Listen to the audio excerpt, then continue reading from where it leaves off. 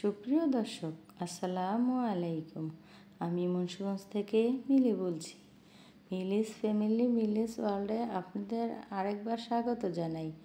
আশা করি আপনারা সবাই খুব ভালো আছেন। আবারও হাজির হয়ে গেলাম আপনাদের মাঝে নতুন আরেকটি ব্লগ নিয়ে। আমি আশা করি আমার আগের ব্লগের মতো আজকের ব্লগটিও আপনাদের কাছে খুব ভালো লাগবে। আর যদি ভালো লেগে থাকে তাহলে প্লিজ লাইক, কমেন্ট এবং শেয়ার করতে ভুলবেন না।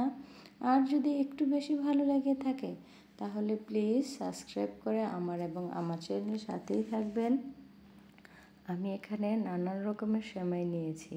এই সেমাইটা দিয়ে রান্না করব সেমাই জর্দা। আর এই সেমাইটা আমি দুধে ভিজাবো আর এটা দিয়ে পোলাও চালের জর্দা রান্না করব।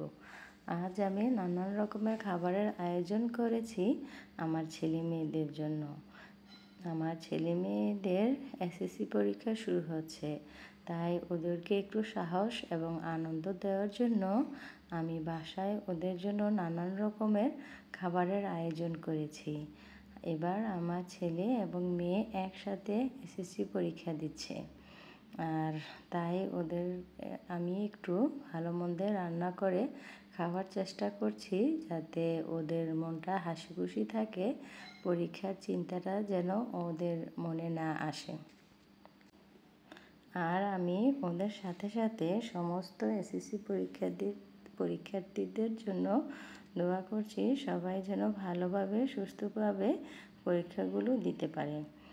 আর এই তো আমি এখন ওদের জন্য নানান রকমের খাবারের আয়োজন করছি। আমি এখন দুটো চুলাই রান্না করছি।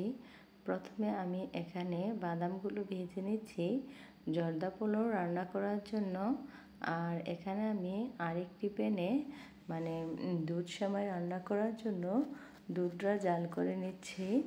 আর দুটো চুলা দিয়ে আমি রান্না করছি যেন আমার রান্নাটা তাড়াতাড়ি হয়ে যায়। আজ বাচ্চাদের জন্য অনেক কিছু রান্না করছি। আর আমি একদিন যাবৎ টানা 12 দিন যাবৎ খুবই অসুস্থ ছিলাম। আর আমি অনেক কিছু প্ল্যান করে রেখেছিলাম যে ঈদে আমি এই সেমাই রান্না করব, এভাবে রান্না করব, আর ঘর খুব সুন্দর করে সাজাবো। তো আমার অসুস্থতার কারণে আমার কোনো ভিডিওই করা হয়নি। আমি খুব অসুস্থ ছিলাম, 12 দিন আমি কোনো বিছানা থেকে উঠতে পারিনি, তাই আমি কোনো ভিডিও দিতে পারিনি।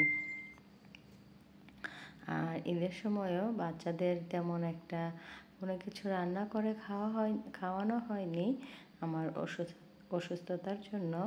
তাই আজ আমি বাচ্চাদের পরীক্ষা উপলক্ষে আমি ওদের একটু রান্না করে দিচ্ছি। আর আমি যখন এই ভিডিওটা করেছিলাম 9 তারিখে, আর এসএসসি পরীক্ষা শুরু হবে 10 তারিখে। এই ভিডিওটি আমার 9 তারিখে করা, কিন্তু ওই যে ভয়েস দেওয়া, এডিট করা, এরকম কাজ করতে করতে পুরো একটা দিনই চলে গেল। আর সবচেয়ে বড় কথা হচ্ছে বাচ্চাদের একটু সময় দিতে হয়, ওদের পরীক্ষা, তো ওদের সাথে নানান রকমের আলোচনায় একটু বসতে হয়, ওদের সাহস দিতে হয়, বা পরীক্ষার হলে কিভাবে গিয়ে লিখবে, নানান রকমের আলোচনা ওদের সাথে করতে হয়। আর এই তো এখন বাজে প্রায় 3টার মতো আমি রান্নাটা বসিয়ে দিয়েছি। আর আমরা বাসায় সবাই নফল রোজা রেখেছি, তাই রান্নাটা আমি একটু বিকেল দিকেই করছি, যেন ইফতারি এবং এই আয়োজন, পরীক্ষার্থীদের এই আয়োজন দুটি একসাথে হয়ে যায়। এখানে আমি এই সেমাই দিয়ে একটু জর্দা সেমাই করে নিচ্ছি। আমার বাচ্চারা এই জর্দা সেমাইটা খেতে খুব ভালোবাসে। আর আজকে আমি একটু সেমাই বা নাস্তা বলেন দুটোর আয়োজন একটু বেশি রেখেছি, কেননা আমি ঈদের সময় বাচ্চাদের তেমন কোনো কিছু রান্না করে খাওয়াতে পারিনি, বরঞ্চ ওরাই আমাকে সেমাই তারপরে পায়েস রান্না করে খাইয়েছিল। আমি অসুস্থতার কারণে বিছানা থেকে উঠতে পারিনি। এখানে আমি জর্দাতে একটু নারিকেল দিয়ে নিচ্ছি। আর এই জর্দা সেমাইতে কিন্তু নারিকেল দিলে নারিকেলের টেস্টটা খুব মানে জর্দা সেমাইয়ের টেস্টটা খুব ভালোবাসে। আমি নারকেল দিয়ে এই সেমাইটি খেতে খুব ভালোবাসি। আর হচ্ছে আমার মেয়ে পড়ে ইয়াজউদ্দিন স্কুলে, আর আমার মেয়ের সিট পড়েছে কেকি স্কুলে, আর আমার ছেলে কেকি স্কুলে পড়ে, ওর সিট পড়েছে উচ্চ বালিকায়। একদিক দিয়ে আমার মানে সুবিধা হয়েছে, মানে ওরা যে জায়গায় সিট পড়েছে দুটো স্কুলই হচ্ছে এক এক এক রাস্তা দিয়ে যেতে হয়, তাই আমার অনেকটা সুবিধা হয়েছে। দুজনকে একসাথে নিয়ে আমি বের হতে পারি।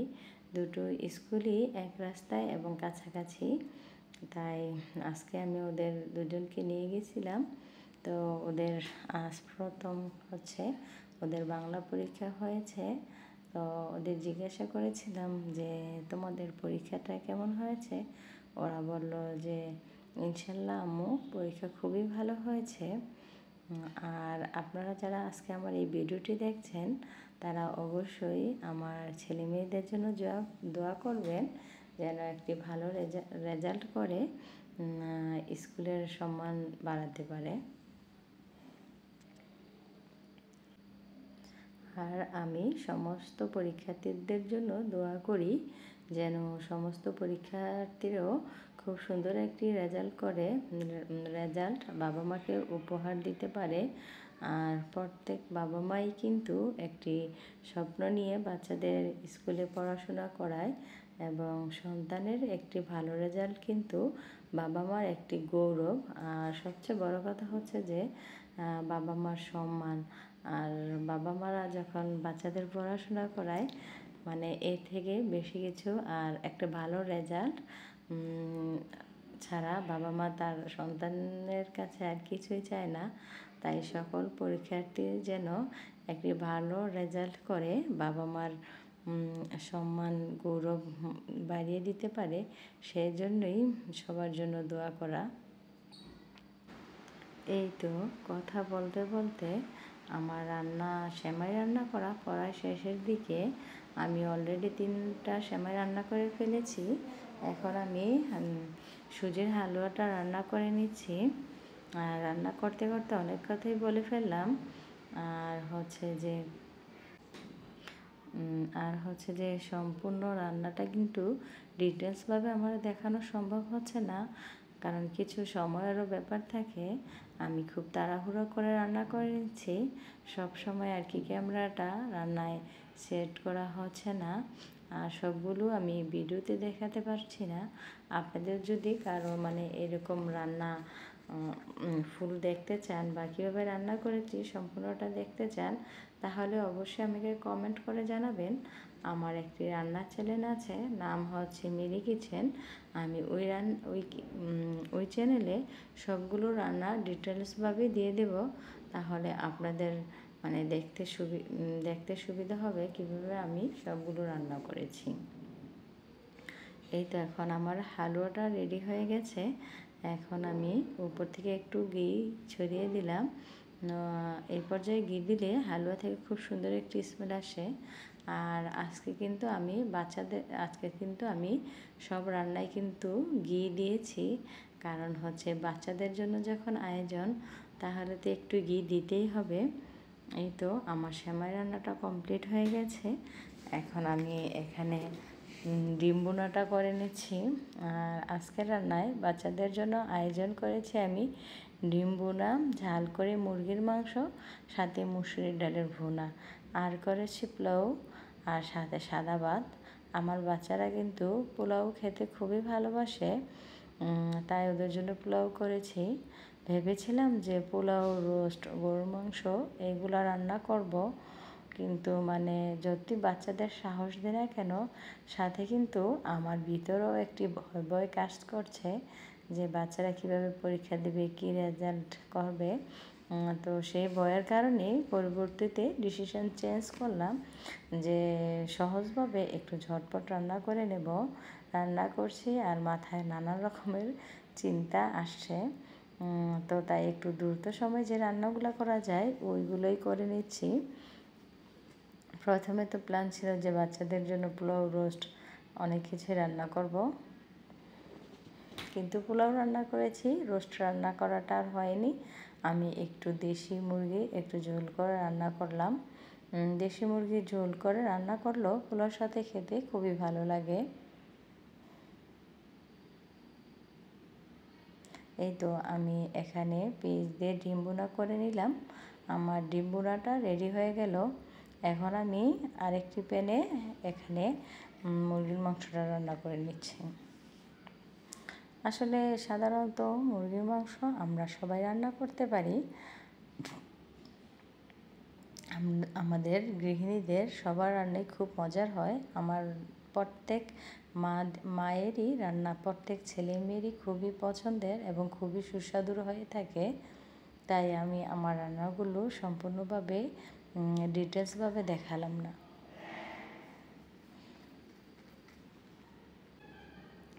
এইদিকে রান্না করছি আর ভিতরে বাচ্চাদের জন্য অনেক চিন্তা করছি, কিন্তু বাচ্চাদেরকে বুঝতে দিচ্ছি না যে ওদের জন্য আমারও খুব টেনশন হচ্ছে। আমি ওদের মনে সাহস জুগিয়ে চালাচ্ছি। আর আজকে তো পরীক্ষার আগের দিন, আর একদিন পরেই তো পরীক্ষা। তাই আমি বাচ্চাদের কোনো চাপ দিচ্ছি না পড়াশোনার জন্য। ওদেরকে আমি আরও 2-3 দিন আগেই বলে দিয়েছিলাম, তোমরা তোমাদের বইগুলো রিভিশন দিয়ে নাও। আর তোমরা পরীক্ষার আগের দিন তেমন কোনোভাবে রাত জেগে পড়ার দরকার নেই। ওই দিন তোমরা একটু ঘুমিয়ে নেবে, রেস্ট নেবে, আর মনে কোনো চিন্তাভাবনা রাখবে না। এই তো বাচ্চাদের সাথে গল্প করতে করতে রান্নাটাও সেরে নিচ্ছি। আর এদিক দিয়ে পড়ায় বিকাল হয়ে এসেছে, আসর নামাজের আজান হয়ে গেছে। আর আমরা বাসায় সবাই রোজা রেখেছিলাম, তাই একটু রান্নাটা দ্রুতভাবে করার চেষ্টা করছি, যেন ইফতারিতে আমরা এই আয়োজনটা একসাথে বসে সবাই উপভোগ করতে পারি।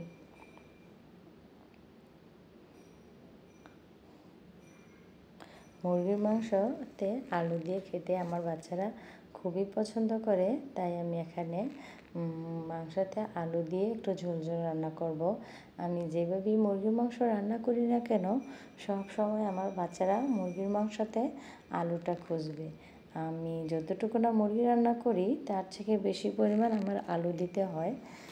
ওরা মুরগির মাংস খাক, যতটুকু খাক, কিন্তু আলুটা ওরা বেশি পরিমাণ খেতে পছন্দ করে। আর এই তো আরেক চুলায় আমি এখানে পোলাওটা বসিয়ে দিয়েছি। পোলাওতে দিয়ে দিলাম 1 চা চামচ পরিমাণ ঘি, দিয়ে দিচ্ছি তেজপাতা, দারচিনি, লবঙ্গ, এলাচ, সাথে দিয়ে দিচ্ছি 2 টেবিল চামচ আদা, রসুন এবং পেঁয়াজের পেস্ট।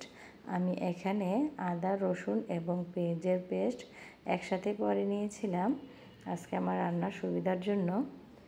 এই তো এখন আমি পোলাওটা দিয়ে ভালো করে নাড়াচাড়া করে নিচ্ছি। আর পোলাও যদি ঝরঝরে করতে চান তাহলে কিন্তু অবশ্যই পোলাওটাকে ভালো করে ভাজা করে নিতে হবে। এই পর্যায়ে একটু ধৈর্য ধরে সময় নিয়ে কিন্তু পোলাওটা 6 থেকে 7 মিনিট বা তারও বেশি পোলাওটাকে ভাজা করে নিলে তাহলে পোলাওটা খুব সুন্দর ঝরঝরে হবে।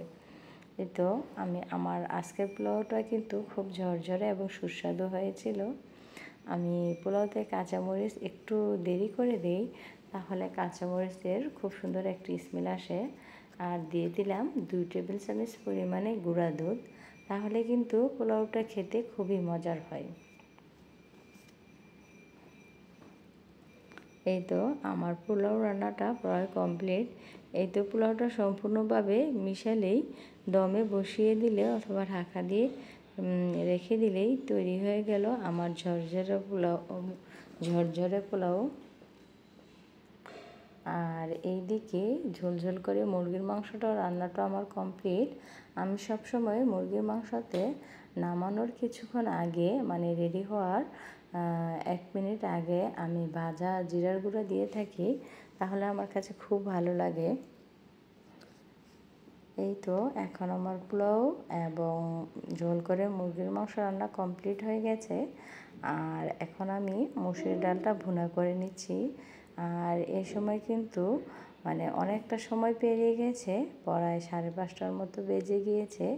তাই এখানে আমি খুব তাড়াহুড়া করে এই যে মসুর ডালটা ভুনা করে নিয়েছি, আমি এদিকেও কাজ করছি, আবার মাঝে মাঝে সংসারেরও কিছু কাজ ছোটো ছোটো কিছু কাজগুলো সেরে নিচ্ছি। যেমন ছাদে থেকে জামা কাপড় আনা, টেবিলটা পরিষ্কার করা এবং খুব সুন্দর করে টেবিলে খাবারগুলো পরিবেশন করা। মানে আমরা একজন গৃহিণী, আবার আমরা একজন মা, তাই আমাদের কাজের যেন কোনো শেষ নেই। সব সময় আমরা চাই যে সংসারটাকে খুব সুন্দর করে গুছিয়ে রাখতে এবং সবগুলো কাজ যেন খুব সুন্দর করে সাজানো গোছানো হয়। কিন্তু আমরা মায়েরা অনেক সময় বাচ্চা সামলাতে গিয়ে সবগুলো কাজ নিজের মতো করে উঠতে পারি না। মানে তারপর আমরা মায়েরা খুবই চেষ্টা করি যে ঘরটা খুব সুন্দর করে সাজিয়ে রাখতে আর রান্নাগুলো সময় মতন করে নিতে। কিন্তু সংসারে সবার ঝামেলা সামলিয়ে সবার মনের চাহিদা পূরণ করে সব সময় মতো আমাদের রান্না করাটা হয়ে ওঠে না। এই তো কথা বলতে বলতে আমার ডাল ভুনাটা কমপ্লিট হয়ে গেল।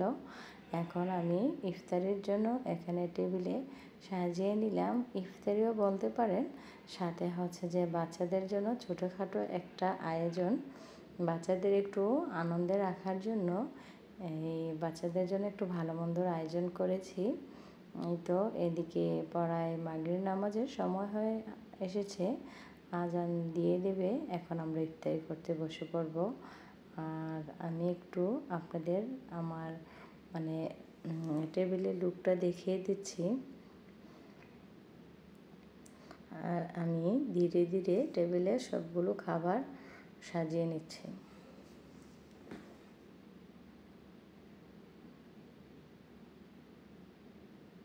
আমার মনে হয় খাবারের সময় টেবিলটা সাজিয়ে নিলে খাবারের আকর্ষণটা যেন দ্বিগুণভাবে বেড়ে যায়। তাই আমি সব সময় চেষ্টা করি খাবারের সময় টেবিলটাকে সুন্দর করে একটু সাজিয়ে গুছিয়ে নিতে। কিন্তু ওই যে আমার পরিবারে একজন আছে, উনি সব কিছু এলোমেলো করতে খুবই পছন্দ করে। মানে আমি যেদিকেই সাজাবো ও ওইটাই নিয়ে দৌড় দিবে বা এলোমেলো করতে খুবই পছন্দ করে। আর এদিকে আজান দিয়ে ফেলেছে, এখন আমরা ইফতারি করতে বসে পড়ব।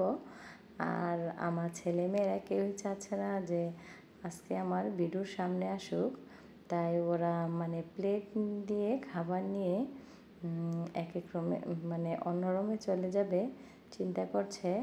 তা আমি ওদের বলতেছি যে থাক, তোমরা খাবার নিয়ে টেবিলেই বসো, আমরা সবাই একসাথে খাওয়া দাওয়া করি, খাবার নিয়ে অন্য কোনো রুমে যাওয়ার কোনো প্রয়োজন নেই। আর আমি আমার ক্যামেরাটা অফ করে দিচ্ছি। আর আপনারা যারা আজকে আমার এই ভিডিওটি দেখছেন, আমার ভিডিও দেখতে দেখতে আমার ভিডিওর কোনো অংশ যদি আপনাদের কাছে একটুখানি ভালো লেগে থাকে, তাহলে প্লিজ লাইক, কমেন্ট এবং শেয়ার করতে ভুলবেন না। আর যদি একটু বেশি ভালো লেগে থাকে তাহলে প্লিজ সাবস্ক্রাইব করে আমার চ্যানেলের সাথেই থাকবেন। আর আজকে আমি সমস্ত এসএসসি পরীক্ষার্থীদের জন্য মন থেকে এবং আন্তরিকভাবে দোয়া করছি, তারা যেন সবাই সুন্দর একটি রেজাল্ট বাবা মাকে উপহার দিতে পারে।